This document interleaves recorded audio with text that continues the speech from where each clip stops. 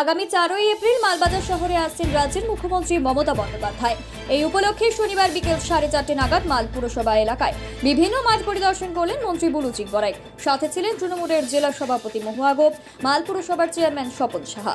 জানা গিয়েছে, এদিন মুখ্যমন্ত্রী দলীয় প্রার্থী নির্মল চন্দ্র রায়ের অনুকূলে জনসভা করবেন।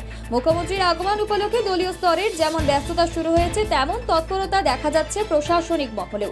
জনসভা করার জন্য এদিন মন্ত্রী দলীয় নেতৃত্বদের সাথে নিয়ে মালবাজার শহরের কলোনির মাঠ, সেনা ছাউনি সংলগ্ন মাঠ, মাল আদর্শ বিদ্যা ভবনের মাঠ সহ একাধিক মাঠ পরিদর্শন করেন।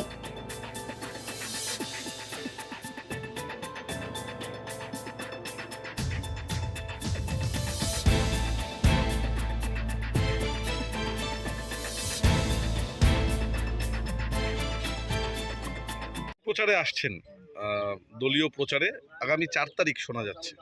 হ্যাঁ, আমাদের এটা জলপাইগুড়ি জেলার কাছে অত্যন্ত আনন্দের বিষয় যে এই নির্বাচনে 2024 লোকসভা SC3 যেটা জলপাইগুড়ি লোকসভা কেন্দ্র, এই কেন্দ্রে মাননীয় নেত্রী, আমাদের সর্বোচ্চ নেত্রী তথা বাংলার মাননীয় মুখ্যমন্ত্রী মমতা বন্দ্যোপাধ্যায় 4টি সভা করছেন, 4টি জনসভা হবে।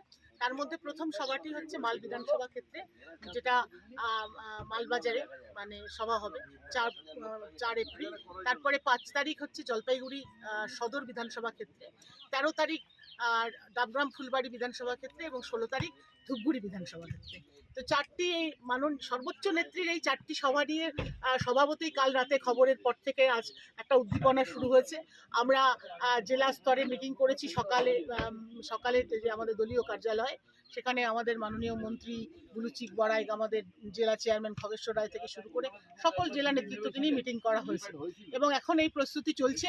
আমরা মাঠ পরিদর্শনে বেরিয়েছি যে যেইখানে আমাদের এই সভা হবে সেগুলো আমাদের সিলেক্ট করে এটা পাঠাতে হবে, সেই জন্য সেটার জন্য বেরিয়েছি। এখানে মালবাজার আমাদের মাল পৌরসভার চেয়ারম্যান স্বপন সাহা, আমাদের মাল গ্রামীণ ব্লকের সভাপতি সুশীল কুমার প্রসাদ সহ আমাদের সকল নেতৃত্বরা, অমিত দে মাল টাউনের সভাপতি, প্রত্যেক নেতৃত্বরা আছে।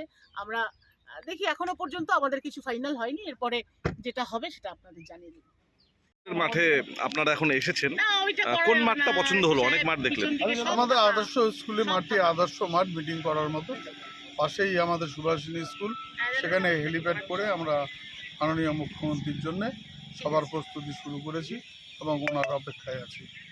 এই মাঠটা যে পছন্দ হলো সেটা কি ওপর মহলে জানিয়ে দেওয়া হয়েছে? হ্যাঁ, ইতিমধ্যে জানিয়ে দেওয়া হয়েছে। সবুজ সংকেত মিলেছে? হ্যাঁ, মিলেছে।